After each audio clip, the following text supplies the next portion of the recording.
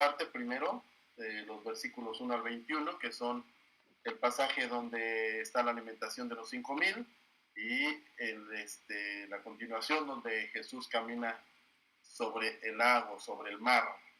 Bueno, pues vamos a dar inicio. El milagro que el presente párrafo 1 al 21, les decía, nos da a conocer, tuvo lugar entre 6 meses y un año después de los sucesos del capítulo 5. Recordemos que los historiadores han llegado, precisamente algunos de ellos, a entender más o menos las fechas en que se dieron todas estas cosas. Digo, no es relevante, lo mencionamos porque el autor que estamos viendo lo ha manejado así, pero definitivamente luego las fechas no son tan relevantes como en la que vamos a ver más adelante. Probablemente este hecho ocurrió en abril del año 29 de nuestra era, es decir, un año antes de la muerte de Jesús. Eso sí es muy importante, mantenerlo en nuestra mente. El Evangelio de Juan parece dar por sentado que los lectores están bien enterados del gran ministerio en Galilea que hallamos en los sinópticos. En los sinópticos, recuerden, siempre están aquí las citas, en Mateo, Marcos y Lucas, se complementan muchas de las cosas que Juan dice, y es por eso que hemos visto que de repente Juan no ahonda mucho en detalles, porque siendo el último evangelio que se escribe, Juan da por sentado que los lectores que han tenido en sus manos los sinópticos conocen ciertos detalles. Bueno, después de registrar el milagro que se obró al principio de este ministerio, que vimos en el capítulo 4, Juan salta ahora al último milagro del mismo. El milagro de los panes y los peces está registrado en los 4 evangelios. El propósito de Juan en esta narración es el de presentar la majestad de Cristo. Recordemos que Juan tiene este propósito en mente siempre. Por esta razón, como les decía, no nos da ciertos detalles que más bien por esta razón nos da ciertos detalles que no encontramos en los demás evangelios. Por otra parte, él nos presenta un sorprendente paralelismo entre los capítulos 5 y 6 que vamos a estar viendo el día de hoy. En el primero nos muestra cómo se rechazó a Jesús en Judea. En el segundo nos hará ver cómo se le rechazó ahora en Galilea. La historia de este doble rechazo es necesaria para suministrar un trasfondo a los siguientes capítulos, porque hace que el tierno amor del Salvador resalte nítidamente contra el de la ingratitud humana.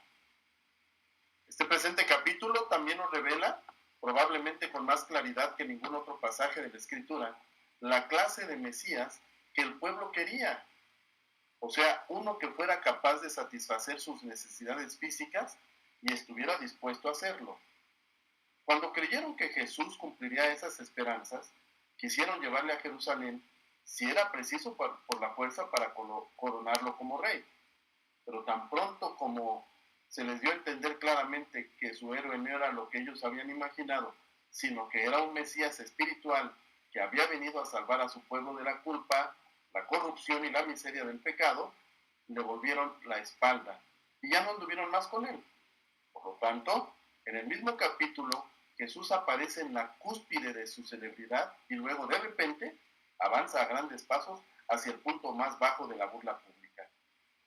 Pero en medio de esta voluble multitud aparece revelada su gloria, y especialmente en el sentido de que, aunque conocía a este pueblo a fondo, estaba sin embargo dispuesto a derramar su favor sobre ellos. Vemos que el amor de Jesús es realmente muy grande, y esto es lo que vamos a ver en estos dos, en este capítulo. Ya vimos en el 5 y ahora estaremos viendo el 6. Aquí se nos dice,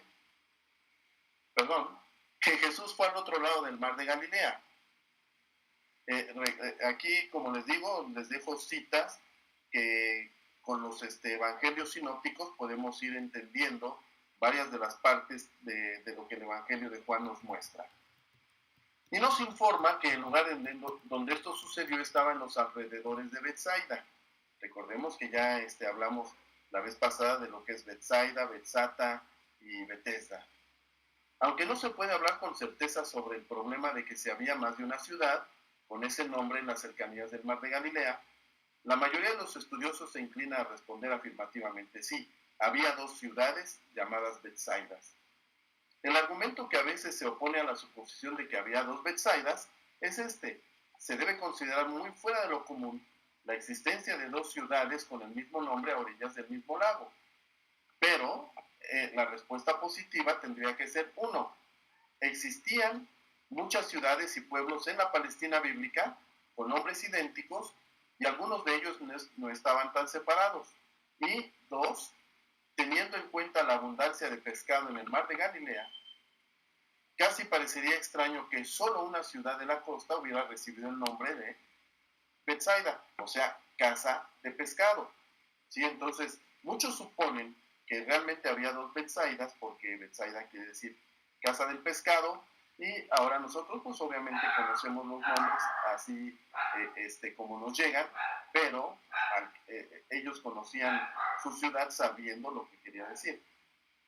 Bueno, pero eso no nos representa mayor situación, pero sí a veces cuando nos enfrascamos mucho o nos metemos mucho en la lectura, sí nos parecerá extraño, ¿verdad? Que de repente alguien diga Betsaida y después otra vez Betsaida, como si fuera el mismo lugar, y no es cierto, son dos lugares distintos.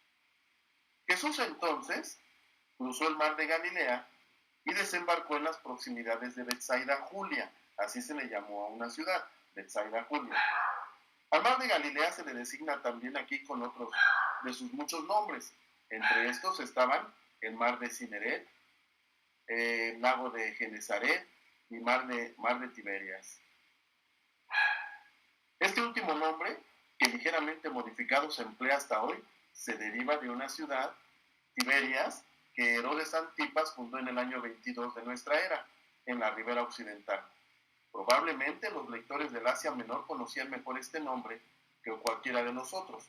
Por esta razón, se añade la explicación que es el de Tiberias. Hermano Oscar, que la paz del Señor sea contigo. Bienvenido. En un lenguaje pintoresco, se describe aquí a la multitud que seguía a Jesús durante su ministerio en Galilea. Lo seguían porque veían las señales que hacía en los enfermos.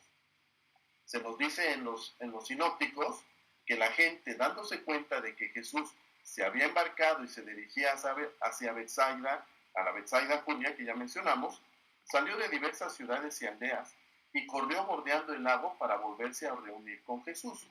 La gente entonces sabe que está llegando Jesús a esta ciudad y de muchas aldeas corren a buscarlo. Esto no significa que vieran en él al Salvador que nos iba a librar de sus pecados, sino que habían quedado impresionados por un obrador de milagros. Eso es lo que vamos a estar viendo en este capítulo, cómo Jesús se da cuenta que lo que busca a esta gente en realidad es otra cosa y no la salvación. Estos milagros en realidad eran señales, pero la multitud no comprendió del todo esto. Y nos dice aquí el evangelista que estaba cerca la Pascua. Aquí se le llama a la fiesta de los judíos. Y, por ejemplo, en 7.2 vamos a ver que también se le dice fiesta de los judíos a la fiesta de los tabernáculos. Probablemente se menciona la proximidad de la Pascua para explicar unos versículos que vamos a ver adelante. Recordemos que la Pascua era una conmemoración de la liberación de la esclavitud de los judíos que estuvieron en Egipto, y entonces en consecuencia era un día cuando los pensamientos de los judíos giraban en torno a la pregunta: ¿cuándo quedaremos libres de la esclavitud de Roma? La Pascua se dio cuando Dios libera a los judíos de la esclavitud de Egipto, y recordemos que en el tiempo de Jesús el pueblo judío estaba realmente bajo el dominio de Roma, después de haber estado también por siglos bajo el dominio de Grecia. Entonces, cuando Jesús está hablando ahí en Betsaida, puede ver fácilmente que se aproximaba una multitud. Cuando Jesús alza los ojos y ve que venía esta multitud, lejos de considerarlos como un motivo de molestia inconveniente, Entonces él empieza a descender del monte para encontrarlos, pues estaba lleno de compasión hacia ellos. Entonces le dice a Felipe, ¿de dónde compraremos pan para que coman estos? La razón de esta pregunta se da en las palabras siguientes, pero esto decía para probarle, porque él sabía lo que había de hacer.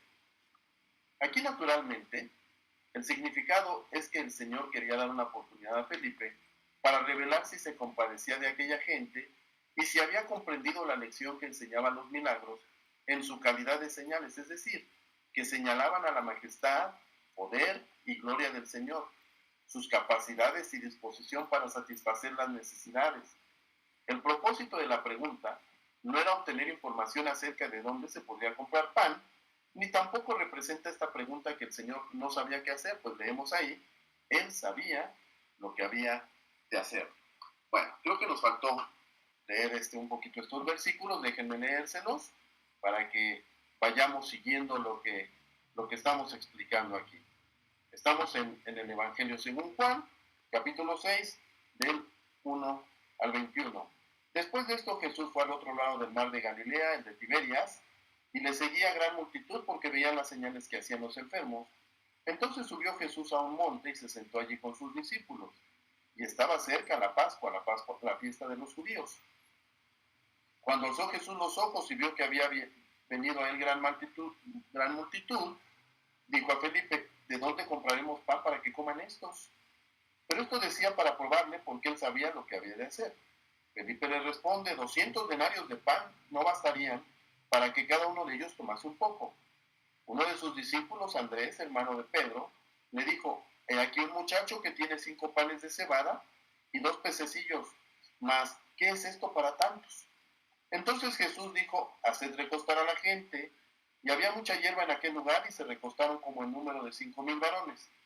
Y tomó Jesús aquellos panes y habiendo dado gracias, los repartió entre los discípulos y los discípulos entre los que estaban recostados, asimismo los peces, cuanto querían. Y cuando estuvieron saciados, dijo a sus discípulos recoger los pedazos que sobraron, para que no se pierda nada. Recogieron pues y llenaron 12 cestas de pedazos que de los 5 panes de cebada sobraron a los que habían comido. Aquellos hombres entonces, viendo la señal que Jesús había hecho, dijeron, este verdaderamente es el profeta que había de venir al mundo. Pero entendiendo Jesús que iban a venir para apoderarse de él y hacerle rey, volvió a retirarse al monte solo. Al anochecer, descendieron sus discípulos al mar, y entrando en una barca, iban cruzando el mar hacia Capernaum, estando ya oscuro y Jesús no había venido a ellos, y se levantaba el mar con un gran viento que soplaba. Cuando habían remado como 25 o 30 estadios, vieron a Jesús que andaba sobre el mar y se acercaba a la barca y tuvieron miedo. Mas él les dijo, yo soy, no temáis.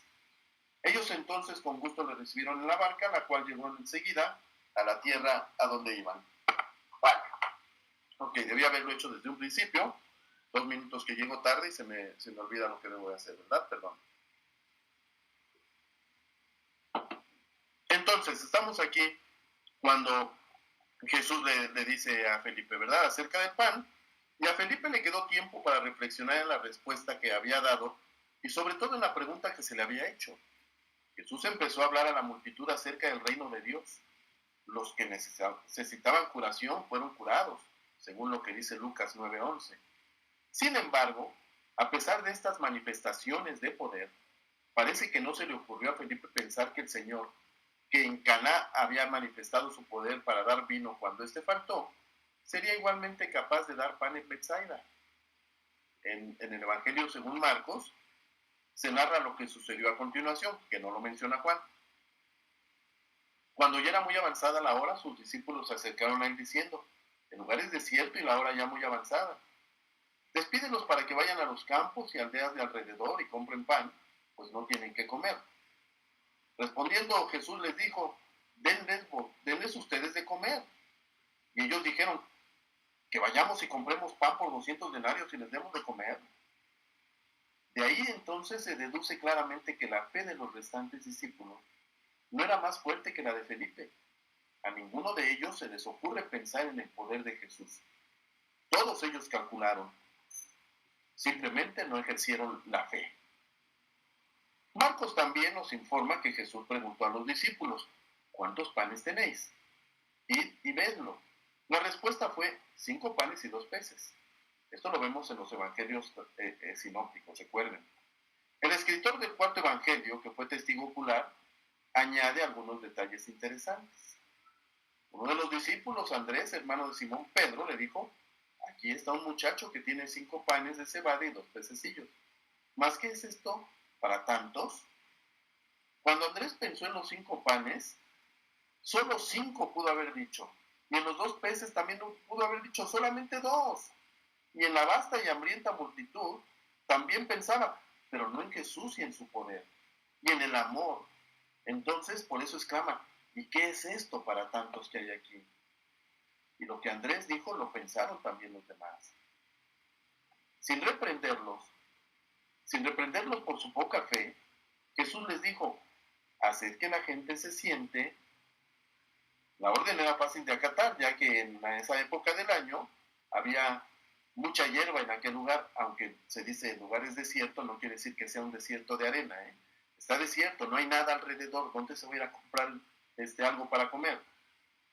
Pero el hecho de que se mencione que había mucha hierba, quiere decir que estaban en primavera, de ahí que estaban las fiestas cercanas a esa fecha. Entonces, la gente se recostó en grupos de 100 y de 50, y podemos pensar, ¿esperarían todos ellos ver un milagro? ¿Sería esta la razón por la que no vacilaron en obedecer el mandato de sentarse en orden? Es posible que se contaran los hombres porque había mucho más de ellos que de mujeres y niños. De todos modos, había como en número casi 5,000 varones, que es lo que registra la Escritura, además de las mujeres y los niños. Entonces, cuando hablamos de la alimentación de 5,000, en realidad nos quedamos un poco cortos, porque recordemos que en aquella cultura los varones eran los que se contaban. A continuación, Juan nos relata el milagro con una extraordinaria sencillez. Y tomó Jesús aquellos panes, y habiendo dado gracias, los repartió entre los que estaban sentados, y lo mismo hizo con los pescados, dándoles todo lo que quisieran. Aquí tenemos que ver que primero viene la acción de gracias y luego el milagro. En algunas versiones y en los sinópticos leemos que dice, y bendijo. Aquí estamos leyendo que dice, y dio gracias. Bueno, muchas veces esto ha sacado de contexto el hecho de cómo agradecemos cuando tenemos nuestro alimento, ¿verdad? Y bendijo. Pensamos que esta palabra y bendijo, el Señor está bendiciendo el alimento, como hoy en día pedimos, ¿verdad? Bendice mi alimento. Bueno, tenemos que ponernos a pensar siempre de una manera muy lógica. Para nosotros el alimento, como para Jesús, ¿sí? El alimento es una bendición, es un regalo de Dios, y al ser así es una bendición. Entonces, sería ilógico pensar que bendecimos la bendición. No, recordemos, ¿sí? Aunque a muchos no les guste la situación, que Jesús era un hombre judío y que las leyes judías obligaban o pedían que antes de comer se hiciera una oración de bendición, una oración de bendición al Padre que es el sustentador, al Padre que es el dador. Sí, entonces vamos, esto que nos sirva un poquito para entender que a la hora de que tomemos nuestros alimentos, si es que así lo hacemos, si lo acostumbramos, demos gracias, ¿verdad? Demos gracias, no pedir que se bendiga el alimento. El alimento en sí es bendición. Y luego, como lo hizo Jesús, más todavía, ¿verdad? Está multiplicando el alimento que en ese momento tenía. Jesús repartió los panes entre los que estaban sentados, y vemos que Juan abrevia esto porque ya dijimos que parece dar por descontado que sus lectores ya sabrán algunos detalles que están en los otros evangelios. En ellos, por ejemplo, Marcos nos dice que después de que el Señor hubo dado gracias, tomó los panes y comenzó a partirlos y a distribuirlos entre los discípulos. los cuales los llevaron, tal vez en cestos recogidos entre la multitud, a toda la gente. Algo similar se hizo con los peces. Lo que se hace resaltar es que todos los que estaban presentes recibieron todo lo que quisieron. Algunos incluso tomaron más de lo que podían consumir.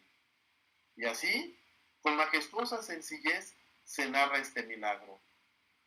Ahora, muchas veces nos preguntamos, ¿se habrá multiplicado el pan en las mismas manos del Señor? ¿En qué momento ocurrió el milagro exactamente? No lo sabemos. Lo único que sabemos es que un gran milagro tuvo lugar y en el transcurso de su gloriosa obra, el Señor muestra su extraordinaria generosidad y por lo tanto, la generosidad del Padre.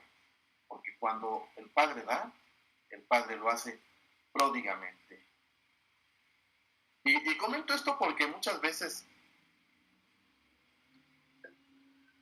se busca adivinar lo que la misma Biblia no dice, ¿verdad? Y esto sucede siempre, sucede con la infancia de Jesús, que hay tantas barbaridades que se dicen acerca de esto. Entonces también en este momento de repente algunos se preguntan y sobre todo algunos aseguran, ¿verdad?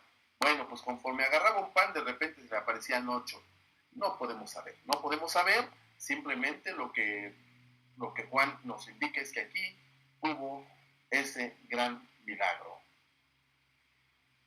Pero el verdadero carácter, no, perdón, antes de esto. Sí, los recursos infinitos, no obstante, no son excusa para desperdiciar. El desperdiciar es pecado. En consecuencia, no nos debe sorprender que leamos, y cuando se hubieron saciado, Jesús dijo a sus discípulos, recojan los pedazos que sobraron, para que no se pierda nada. Obsérvese que dice los pedazos y no las migajas. El sentido aquí es que cuando algunos habían tomado demasiados pedazos, cuando se repartió el pan, por eso hace rato decíamos, algunos hasta tomaron de más porque pues obviamente ya no se los comieron, ¿verdad? Ahora se procede entonces a la recolección de estos trozos, llenándose no menos de 12 canastos con lo que sobró. Y esto también es una enseñanza que a veces nos falta, ¿verdad? Es sorprendente cómo a veces cuando en la iglesia hablamos de la doctrina, no hablamos de estos puntos, ¿no? En muchas ocasiones creo que todos hemos sido testigos, que sobre todo cuando hay abundancia, ¿sí? Léase Santa Cena, cuando hay abundancia o junta de obispos, muchas veces se desperdician demasiada comida, eso es testimonio claro, pero también a veces en nuestras mismas casas, o sea, damos gracias por el alimento. O sea, yo siempre he dicho, esto es una paradoja, o esto es algo inverosímil. Nos ponen el plato, le damos gracias al Señor, gracias por lo que me diste, y simplemente pedí de más, no me lo como, y al rato lo tiro a la basura. Sí, no se supone que tendríamos que juntar lo que en nuestros platos dejamos, pero si el Señor da una muestra de que no se debe desperdiciar la comida, lo tendríamos que entender como una doctrina de Cristo. ¿No es así? Bueno, el verdadero carácter del milagro no se apreció. No se comprendió lo que enseñaba Jesús. Entonces, cuando la gente ve la señal que Jesús había dicho, decían, este verdaderamente es el profeta que había de venir al mundo. Identificaban a Jesús con el profeta de Deuteronomio 18. Hasta ahí todo estaba perfecto. Es más, es posible que en este profeta vieran al Mesías, pues no hay que perder de vista que para caracterizar a este profeta emplean la frase que había de venir al mundo, que por todo este cuarto evangelio se refiere precisamente a la persona de Jesús. Pero aún suponiendo que lo consideraban como Mesías, lo que todos estos hombres imaginaban ver en él era un Mesías terrenal y político, un dador de pan, según la esperanza farisaica. Pero entendiendo Jesús que iban a venir para apoderarse de él y hacerle rey por la fuerza, volvió a retirarse solo al monte. Creo que ya salió por ahí un hermano. Bueno, sigamos. Después los discípulos, al recibir la orden de Jesús de ir delante de él a la otra ribera, que esto lo leemos en Mateo 14:22, descendieron al mar. Juan nos relata que después de embarcarse, se hicieron a la mar en dirección a Capernaum en la orilla noroeste. El viento descendía, a veces repentinamente por los barrancos que hay entre los montes hacia el oeste, y con fuerte ímpetu daba sobre el lago, cuya superficie está a unos 210 metros por el nivel, debajo del nivel del mar Mediterráneo. Muy pronto, la intensidad del temporal aumentó. La noche se hizo más oscura. Durante varias horas los discípulos, acostumbrados al mar, remaron y remaron sin descanso. Habían partido de la orilla oriental al oscurecer o poco después. En este momento serían más o menos las 3 de la madrugada o más tarde, porque Mateo nos dice que la cuarta vigilia de la noche era cuando estaban en el mar, y esa cuarta vigilia es entre las 3 y 6 de la madrugada. Tan fuerte estaba la tempestad que la barca no había recorrido más que 25 o 30 estadios, es lo que nos dice Juan. Esto es más o menos por cada estadio unos 180 metros, entonces significa que habían recorrido o navegado entre 4 y 5 kilómetros. Ahora bien, si la distancia del punto en que los discípulos embarcaron al punto de llegada era algo más de 7 kilómetros, hoy lo sabemos perfectamente, entonces queda claro que los discípulos se encontraban realmente en medio del mar, tal y como lo dice Marcos. Sin embargo, sucede de repente. Miran hacia el este, mientras que su barca se va dirigiendo al oeste, y aquellos remeros vieron en la espesa oscuridad la silueta de una figura que andaba sobre las embravecidas olas. Ni los vientos, ni las olas parecían preocuparle mucho a esta forma humana que gradualmente se fue acercando a la barca hasta que parecía que los iba a pasar. Muy asustados, los fatigados discípulos gritaron, según lo que nos dice Marcos, ¡un fantasma! ¡Viene un fantasma! Estos detalles que Mateo y Marcos nos dan, los omite Juan, quien se limita a decir simplemente que cuando habían remado como 4 o 5 kilómetros de los estadios que habíamos dicho, vieron a Jesús que andaba sobre la mar y se acercaba a la barca y tuvieron miedo. La causa de este miedo era que al principio los hombres no entendieron que era Jesús, mas él les dijo, yo soy, no teman.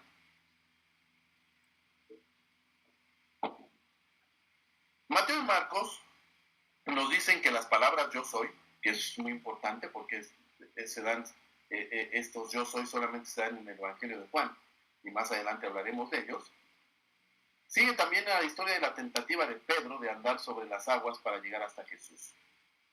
Y ya cuando volvemos al cuarto evangelio, cuando los discípulos se convencen de que lo que veían no era un fantasma, sino el mismo Señor, lo reciben a bordo. Y Mateo nos dice que en ese momento se calma la tempestad. Bien, vamos bien en el tiempo. Vamos a hablar ahora del pasaje siguiente, que es el pan de vida. Déjenme leerles, es un pasaje largo. Mantengamos en mente, perdón, esto ya se me apaga. Mantengamos en mente lo que vamos a leer, aunque más adelante vamos a ir citando algunos textos, pero déjenme leerles esta parte que es un poquito larga y que es muy interesante, sobre todo porque en ocasiones este pasaje ha sido muy mal entendido. Entonces, dice así, de los versículos 22 al 59. Al día siguiente, la gente que estaba al otro lado de la mar vio que no había habido allí más que una sola barca, y que Jesús no había entrado en ella con sus discípulos, sino que estos se habían ido solos. Pero otras barcas habían arribado de Tiberias junto al mar, junto al lugar donde habían comido el pan después de haber dado gracias al Señor. Cuando vio pues la gente que Jesús no estaba allí, ni sus discípulos, ellos entraron en las barcas y fueron a Capernaum buscando a Jesús. Y hallándole del otro lado del mar, le dijeron, Rabí, ¿cuándo llegaste acá? Respondiendo Jesús les dice, de cierto os digo que me buscáis, no porque habéis visto las señales, sino porque comisteis el pan y os saciasteis. Trabajad no por la comida que perece, sino por la comida que a vida eterna permanece, la cual el Hijo del Hombre os dará, porque a éste señaló Dios el Padre. Entonces le dijeron, ¿qué debemos hacer para poner en práctica las obras de Dios? Responde Jesús y les dice, esta es la obra de Dios, que creáis en el que Él ha enviado. Le dijeron entonces, ¿qué señal pues haces tú para que veamos si te creamos? ¿Qué obra haces? Nuestros padres comieron el maná en el desierto, como está escrito, pan del cielo les dio a comer. Y Jesús les dijo, de cierto os digo, no os dio Moisés el pan del cielo, mas mi Padre os da el verdadero pan del cielo, porque el pan de Dios es aquel que descendió del cielo y da vida al mundo. Le dijeron, Señor, danos siempre este pan. Jesús les dice, yo soy el pan de vida, el que a mí viene nunca tendrá hambre, y el que en mí cree no tendrá sed jamás. Mas os he dicho que aunque me habéis visto, no creéis. Todo lo que el Padre me da vendrá a mí, y el que a mí viene no le echo fuera. Porque he descendido del cielo, no para hacer mi voluntad, sino la voluntad del que me envió. Y esta es la voluntad del Padre, el que me envió, que todo lo que me diere no pierda yo nada, sino que resucite en el día postrero. Y esta es la voluntad del que me ha enviado, que todo aquel que vea al Hijo y cree en Él, tenga vida eterna, y yo le resucitaré en el día postrero. Bueno, leemos hasta aquí, más adelante leo la otra parte.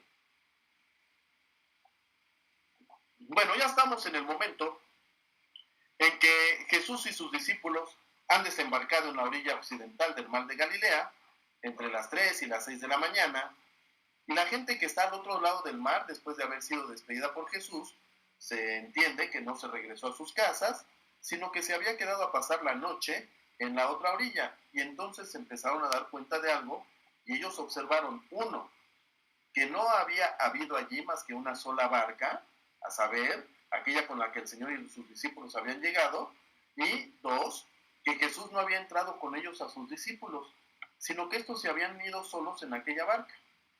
Jesús había subido a orar a la cima del monte, y los discípulos, como sabemos por lo que dice Mateo, se habían marchado solos obedeciendo sus órdenes. Entonces la gente comienza a buscar a Jesús, creyendo que todavía se encontraba en los alrededores de Betsaida Julia. Sin embargo, descubren que Jesús había desaparecido, aunque de un modo misterioso. Llegaron a la conclusión acertada de que Jesús había regresado a la región occidental, a Capernaum, pero, como es natural, no viendo ninguna otra barca que lo hubiera podido llevar, no comprendían cómo había podido irse para allá. ¿O acaso bordeando el mar? Pero no lo habrían visto de haber sido así. A ellos ni por un momento se les ocurrió pensar que podía haber cruzado el mar andando, caminando sobre las aguas. Aquella gente que acababa de cruzar el mar, sorprendidos le preguntan cuando lo ven, ¿cuándo llegaste acá? En lugar de responder a su pregunta, lo cual hubiera podido reafirmar su convicción de que Jesús era por encima de todo un obrador de milagros, el Señor los reprendió severamente, porque el motivo por el que lo buscaban era un motivo malo. Porque Jesús les dice, de cierto os digo, que me buscáis no porque vieron las señales, sino porque comieron de los panes y se saciaron. Lo que Jesús quería decir era que, aunque esta gente había visto sus milagros, la curación de los enfermos, la multiplicación de los panes y los peces, y de todas las maravillas que ya había mostrado, no las habían comprendido en su calidad de señales, las cuales señalaban a Jesús como el Mesías espiritual, el Hijo de Dios. El pueblo se interesaba en Jesús particularmente porque habían comido del pan que les había dado y traían el estómago lleno, barriga llena, corazón contento, ¿verdad? Desde entonces. A continuación tenemos otro mashal. Recuerdan que aquí hemos dicho que algunos de los puntos que vemos en Juan se llama mashal. ¿Sí recuerda a alguien qué es esto de mashal? No es examen, pero sí sería bueno que me dijeran si recuerdan qué es un mashal. entendemos por mashal? ¿No? Bueno, ya habíamos dicho que es algo, una especie como de proverbio, de parábola, ¿sí? Eso es la palabra mashal, mashal. Digo, no se la tienen que aprender, pero pues a lo mejor se acordaban. Ok, bueno, entonces, esto que les dice Jesús como respuesta es otro mashal. No trabajéis, empieza a decirles, no trabajéis por la comida que perece. O sea, en realidad él está diciendo un imperativo, dejen de trabajar, ¿verdad? Porque el verbo que aparece ahí es un presente imperativo. Dejen de trabajar por la comida que perece. Trabajen ahora por la comida que permanece para la vida eterna, la cual el Hijo del Hombre os dará, porque sobre él Dios, el Padre, ha puesto su sello, ha señalado a este hombre.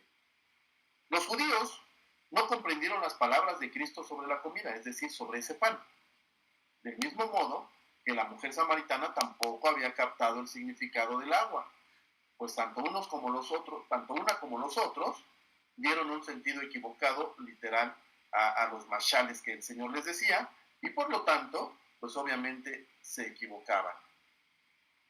Los creyentes no comprenden nada del sentido espiritual y verdadero de esa parábola, de ese mashal. Cuando Jesús menciona las obras, interpretan este término en su sentido más literal, como indicativo de las obras de la ley que uno debe hacer para ganarse un lugar en el reino. Los fariseos lo pensaban y lo contaban de esa misma manera. Entonces le dijeron a Jesús, ¿qué debemos hacer para poner en práctica las obras de Dios? Y Jesús les responde y les dice, esta es la obra de Dios, que crean en el que Él ha enviado. Pensemos tantito. No llame Jesús al ejercicio de la fe una obra, porque está diciendo, la obra de mi Padre es esta. Y si entonces es una obra que el hombre debe realizar, ¿cómo puede ser cierto que el hombre es salvo por gracia? Porque a veces agarramos hasta lo más pequeño de la escritura para poder o hacer una doctrina equivocada o simplemente darle un sentido incorrecto. Es lo mismo, ¿verdad? O para exagerarlo de una manera que lo hagamos una doctrina que nosotros inventamos. Una ilustración puede aclararnos esto. Las raíces de un frondoso roble realizan una cantidad de trabajo increíble, absorbiendo del suelo el agua y los minerales, los nutrientes que alimentan a ese árbol. Sin embargo, no son las raíces las que producen estos elementos necesarios, sino que simplemente los reciben como un don.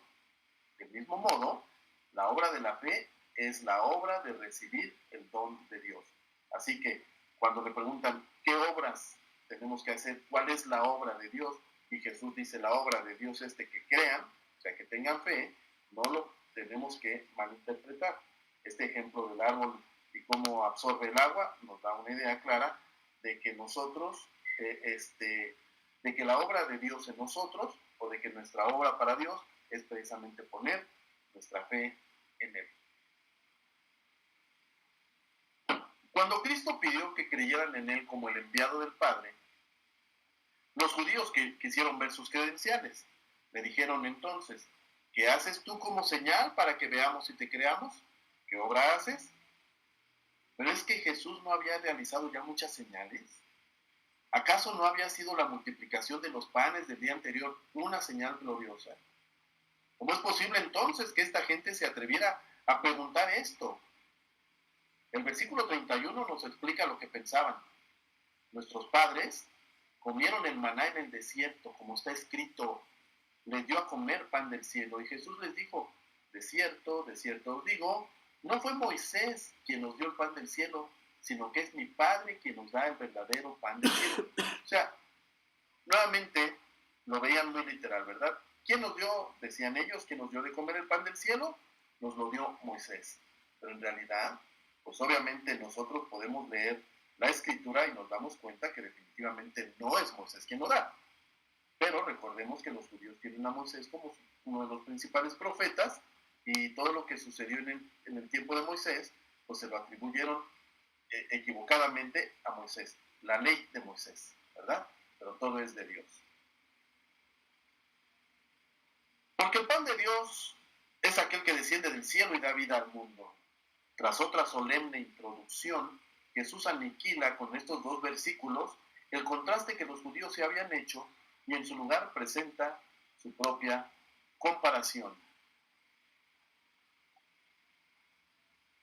Déjenme leer entonces la otra parte que nos falta para poder ir desmenuzando esto y lo vayamos comprendiendo de una mejor manera. Murmuraban entonces de él los judíos porque había dicho, yo soy el pan que descendió del cielo, y decían, ¿no es este Jesús el hijo de José, cuyo padre y madre nosotros conocemos? ¿Cómo pues dice del cielo he descendido? Jesús respondió y les dijo, no murmuren entre ustedes. Ninguno puede venir a mí si el Padre que me envió no le trajere, y yo le resucitaré en el día postrero. Escrito está en los profetas, y serán todos enseñados por Dios. Así que todo aquel que oyó al Padre y aprendió de él, viene a mí. No que alguno haya visto al Padre, sino aquel que vino de Dios, ha visto al Padre. De cierto os digo, el que cree en mí tiene vida eterna. Yo soy el pan de vida. Vuestros padres comieron del maná en el desierto y murieron. Este es el pan que desciende del cielo para que el de que él come no muera. Yo soy el pan vivo que descendió del cielo. Si alguno comiere de este pan, vivirá para siempre. Y el pan que yo daré es mi carne, la cual yo daré por la vida del mundo. Entonces los judíos contendían entre sí, diciendo, ¿cómo puede darnos a comer su carne? Jesús les dijo, de cierto os digo, si no coméis la carne del Hijo del Hombre y bebéis su sangre, no tenéis vida en vosotros. El que come mi carne y bebe mi sangre, tiene vida eterna, y yo le resucitaré en el día postrero. Porque mi carne es verdadera comida y mi sangre es verdadera bebida. El que come mi carne y bebe mi sangre en mí permanece, y yo en él. Como me envió el Padre viviente, y yo vivo por el Padre, asimismo el que me come, él también vivirá por mí. Este es el pan que descendió del cielo, no como vuestros padres comieron el maná y murieron. El que come de este pan vivirá eternamente. Estas cosas dijo en la sinagoga, enseñando en Capernaum. Bueno, les decía que esta parte es muy importante y al principio les decía, mantengamos en mente que esto está sucediendo aproximadamente un año antes de la muerte de Jesús. ¿Por qué? Porque este último párrafo que acabo de leer, por cierto, lo leí en la versión 60 de Reina Valera, pero en el texto que yo estoy subiendo, no necesariamente todos los textos son de Reina Valera 60, son de otras versiones. Yo espero que nadie lo tome mal, ya lo comentamos alguna vez. Bueno, entonces, yo les decía, tengamos en mente que estos sucesos se están dando lugar aproximadamente un año antes de la muerte de Jesús, porque esto que acabo de leer es muy importante que lo tomemos de esa manera, porque hoy en día, muchas veces, esto se interpreta como que Jesús está hablando de lo que hoy conocemos como la Santa Cena o como la Cena del Señor. Pero definitivamente el mismo contexto siempre tendrá que ser el contexto el que nos dé la oportunidad de entender qué es lo que está diciendo Jesús. Definitivamente tal parecería que lo que vamos a estar viendo ahorita pudiera referirse también a la última cena del Señor, a la Santa Cena, a la Cena del Señor, pero no es así. Seguimos. Los judíos, completamente ciegos en cuanto al significado espiritual de las palabras de Cristo, le dijeron, Señor, danos siempre de este pan. Es decir, no dejes nunca de proveernos de este pan material y maravilloso que no solo sustenta, sino que incluso imparte vida física. Jesús explicó estas misteriosas palabras y les dijo, yo mismo soy el pan de vida. O sea, yo soy el que da la vida y el que la sustenta. El hombre alcanza vida eterna por medio de la fe, es decir, por medio de la unión íntima con Cristo, asimilándolo espiritualmente del mismo modo que el pan se asimila físicamente.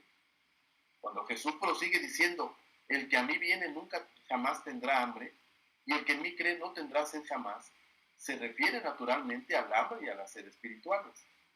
Quien venga a Jesús con corazón creyente, nunca tendrá hambre ni sed.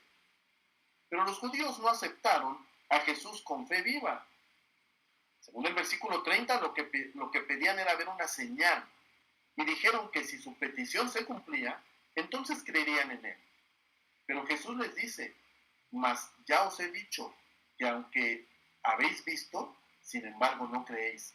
Y esta afirmación se hace para darles a entender exactamente a ellos, porque se nos ha dicho, ustedes han visto.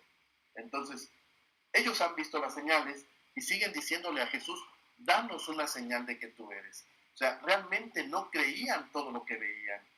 Quedaban satisfechos, quedaban sanos. Sin embargo, seguían pidiendo una señal a Jesús. Yo creo que ni ellos mismos sabían cuál era esa señal que estaban pidiendo, ¿verdad? Pero así estaba pasando y entonces el Señor Jesús pues les está diciendo, pues ya las señales las han visto, pero aunque han visto, no de Él. Y eso sigue pasando hoy en el siglo XXI. Eso sigue pasando en el siglo XXI con algunas personas a las cuales se les habla del Evangelio y se dan cuenta de lo que pasa a su alrededor por medio de Jesús y aún así siguen de incrédulos. Y aunque parezca mentira, en algunas partes cristianas evangélicas se da esto también. Por ello, inmediatamente a continuación de una afirmación en que se subraya la responsabilidad humana, tenemos otra en la que se acentúa la predestinación divina. Todo lo que el Padre me da, vendrá a mí, y el que viene a mí no le echaré fuera. Nadie puede salvarse a menos de que venga Jesús, y nadie viene excepto si se le es dado. A todo el que viene se le acoge calurosamente.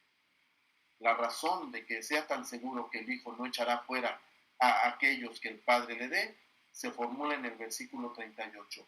Porque he descendido del cielo, no para hacer mi propia voluntad, sino la voluntad del que me envió. Y se define esta voluntad en los siguientes dos versículos. Y esta es la voluntad del que me envió. Que todo lo que Él me ha dado, yo no pierda, sino que lo resucite en el día postrero. Porque esta es la voluntad de mi Padre, que todo aquel que ve al Hijo y cree en Él, tenga vida eterna, y yo mismo lo resucitaré en el día postrero. Aquí hay otra doctrina, igual de importante,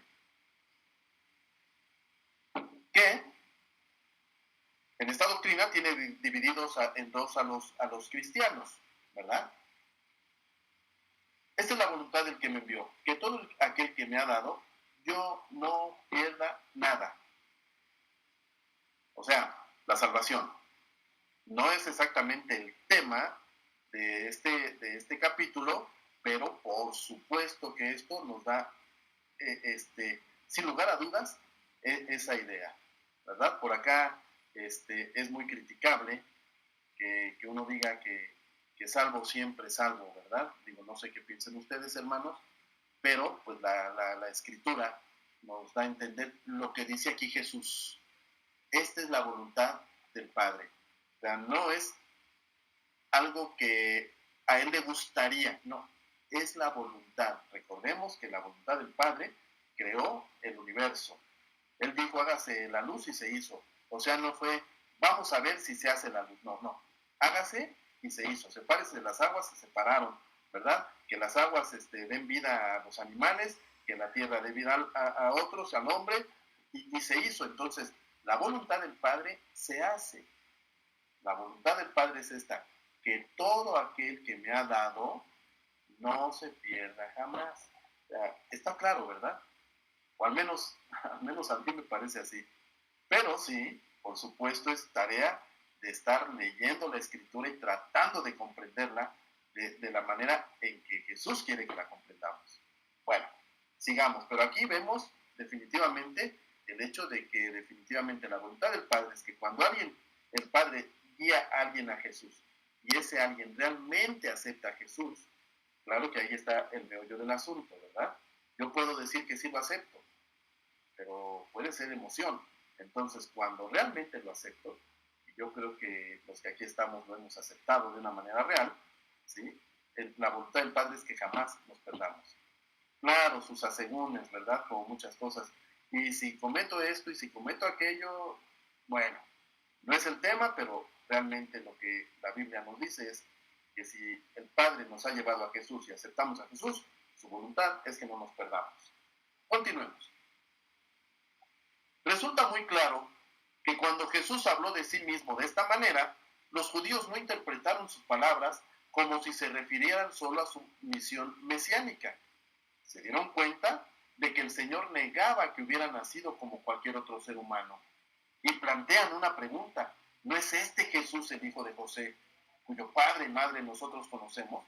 Y obviamente esto requiere una respuesta positiva, afirmativa, pero en realidad estas palabras tienen un tono burlón. La argumentación más bien era: lo hemos conocido desde la infancia, a su padre, a su madre, a su familia, pero ahora que ha crecido, vean qué sucede. Se atribuye derechos extravagantes. ¿Esperará de verdad que le creamos? No, no es música de fondo, están vendiendo tamales allá afuera. Bueno, frente a los testimonios que se habían presentado, no había excusa para esta actitud burlona por parte de los judíos. Si algo no les resultaba inmediatamente evidente, hubieran podido hacer preguntas corteses y humildes. Las preguntas, las preguntas que se formularon estaban equivocadas, tanto en contenido como en intención.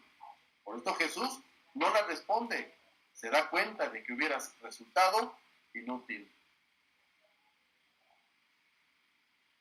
Bueno, pues esta sección fue patrocinada por los tamales oaxaqueños, hermanos. Por esto Jesús repite este pensamiento: yo soy el pan de vida. Este pan hace lo que ningún otro pan hace, incluyendo hasta el maná del cielo. Jamás ha hecho o jamás ha podido hacer.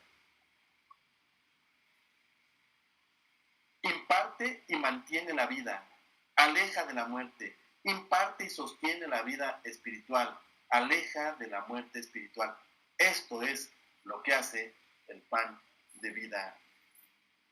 La hermana Marisela ya se nos fue. Bueno, ya nos queda poquito tiempo. Vamos a tratar de culminar esto. Esto contrasta totalmente con el maná que los antepasados habían recogido. O sea, el maná contrasta con este pan de vida que es Jesús. Él dice: este es el pan que desciende del cielo para que uno pueda comer de él y no morir. Algunos se preguntan: ¿se habrá apuntado Jesús cuando dijo este es el pan del cielo? Pues yo creo que sí. O sea, no podía dejar en esta situación tan especial, no podía dejar de dejar bien claro lo que era. Digo, y si no se apuntó en lo que vemos nosotros que se está hablando, es lógico que cuando él está diciendo en este punto, este es el pan, está hablando de él.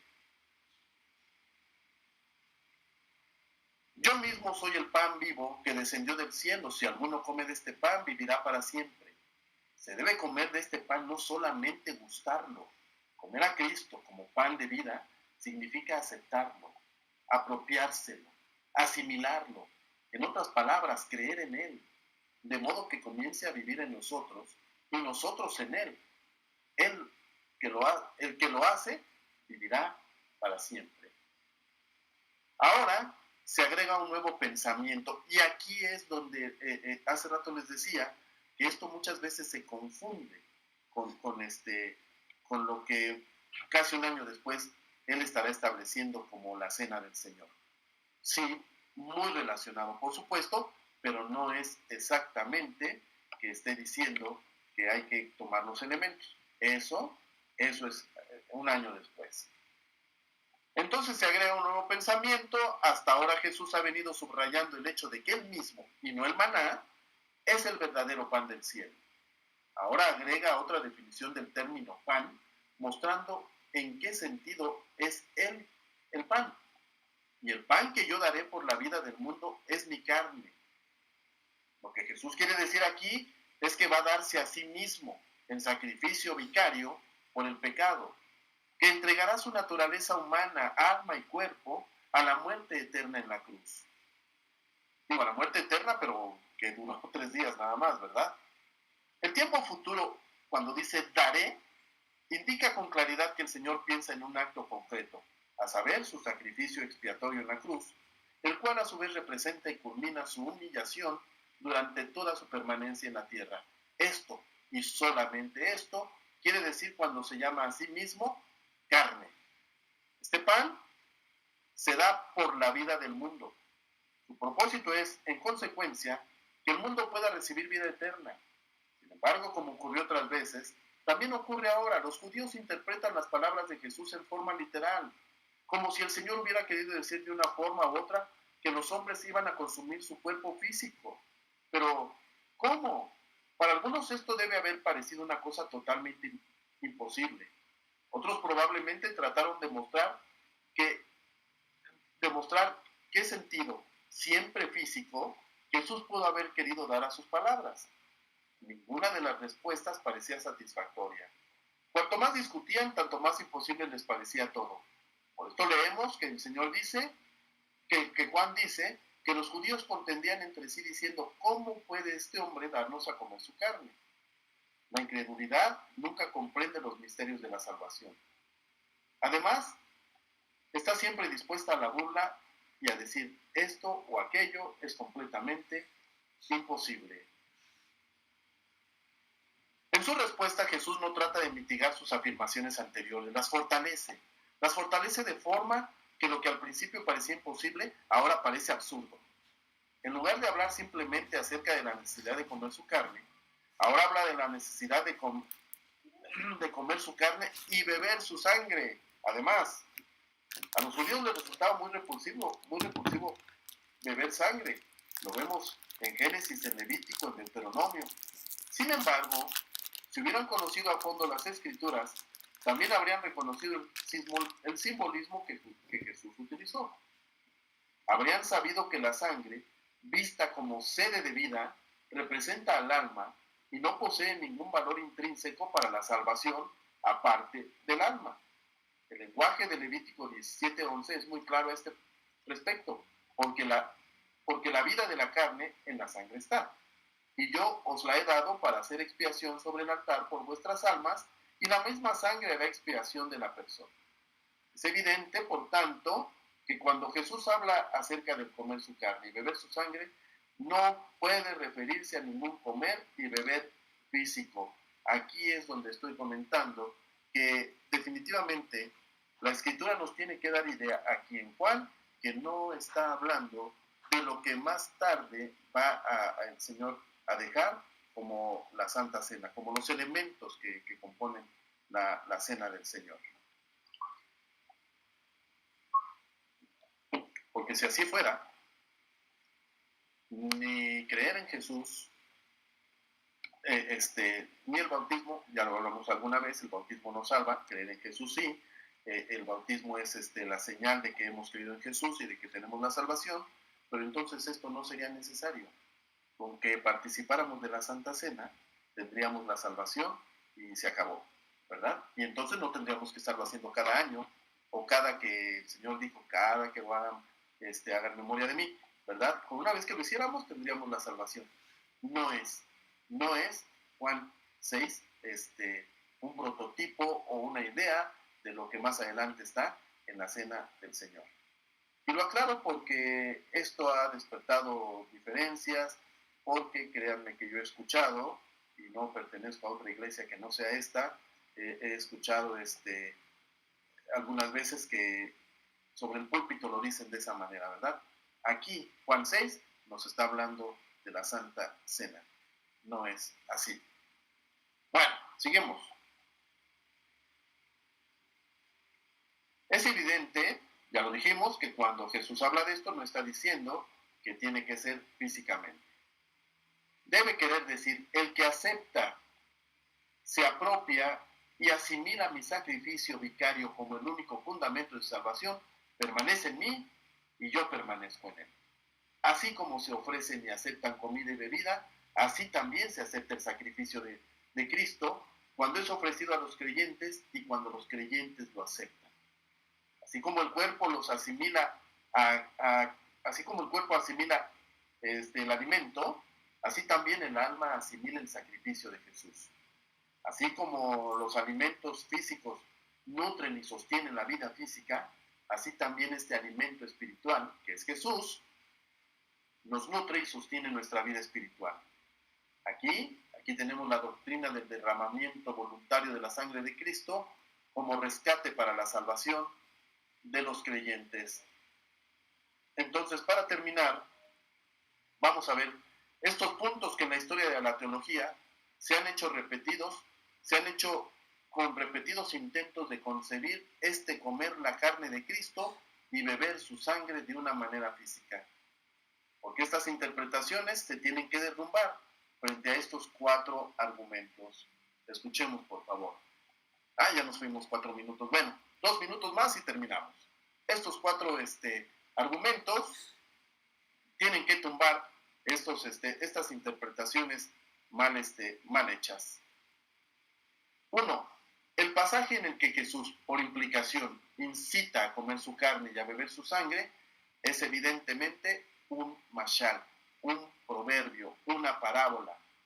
Dichos velados como requieren siempre una interpretación espiritual. No lo podemos tomar físicamente. Número 2.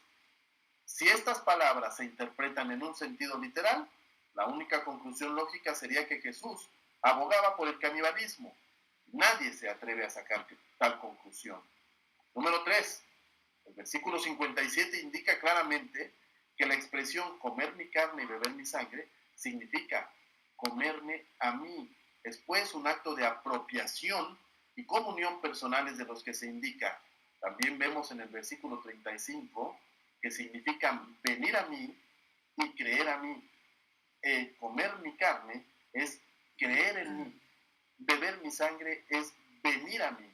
Entonces, ahí está la respuesta espiritual. Realmente el mismo pasaje nos explica exactamente a qué se refiere. No entiendo por qué muchas veces, bueno, sí entiendo, por qué muchas veces se interpreta de otra manera. Sí lo entiendo porque muchos lo interpretan simplemente con el leer, piensan que con eso están haciendo una interpretación, una exégesis de la palabra. Y número 4, se nos dice que los que comen la carne de Cristo y beben su sangre permanecen en Él y Él en ellos. Esto desde luego no puede ser cierto en forma literal. Le debe dar una interpretación metafórica, unión íntima, unión espiritual con el Señor. Igualmente, el resultado de dicho comer y beber se dice ser vida eterna. Esto también es un concepto espiritual. Si el resultado es espiritual, parecería razonable que también la causa se conciba como espiritual. Y ya después de esto, que les voy a dejar en el portal, pues tenemos que ver cuando los discípulos, muchos discípulos, no los 12, cuando muchos discípulos no entienden esto, porque entienden literal, se asustan y se van, dura es esta palabra, ¿quién la podrá entender? ¿Verdad? ¿Por qué? Porque en realidad todavía faltaba tiempo para que los hombres entendieran a qué se refería Jesús. Hoy nosotros lo entendemos porque tenemos el Evangelio de Juan desde hace mucho tiempo y aún muchos que lo tienen en las manos lo entienden mal. Pero nosotros lo podemos entender porque ya sabemos en qué concluye todo.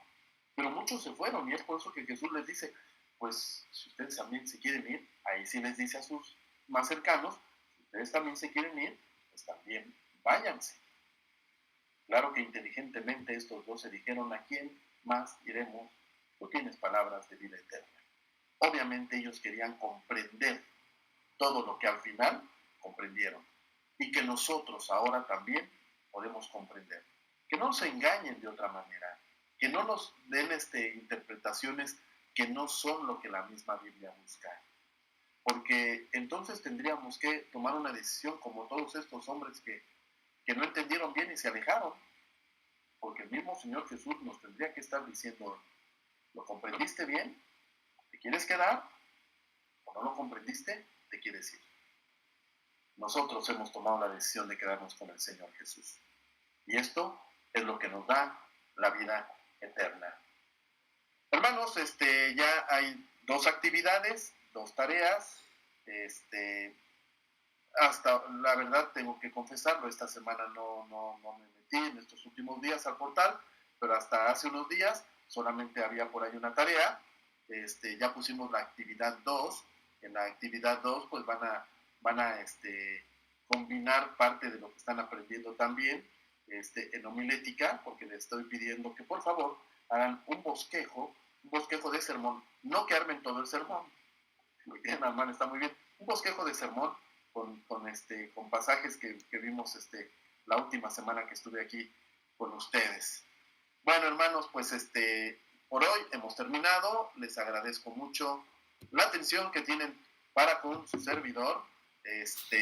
Tratamos, como lo he dicho siempre, de interpretar lo mejor posible el Evangelio de Juan, como cualquier otra parte de la Escritura, pero realmente es un compromiso cuando estamos hablando ante otras personas y estamos tratando de dejar una instrucción. Entonces, hermanos, siempre les digo a los hermanos de la iglesia, les digo a ustedes, si en realidad hay algo que no creen, bueno, cada uno de ustedes tiene que tomar la escritura, abrirla, leerla y convencerse de que estamos hablando acerca de lo que el Señor quiere que digamos, o convencerse de que uno está equivocado. Y si me equivoco, pues obviamente acepto que alguna vez me escriban, me digan, a ver, hermano, creo que por acá anda usted errado. Bueno, pues ya nuestro hermano Alberto está dando un saludo, lo mismo les digo yo, tengan un buen fin de semana y que la paz de nuestro Señor y Salvador Jesucristo sea con todos y cada uno de nosotros. Muchas gracias por su atención y si el Señor nos lo permite, aquí estaremos viéndonos la próxima semana. Dios les bendiga.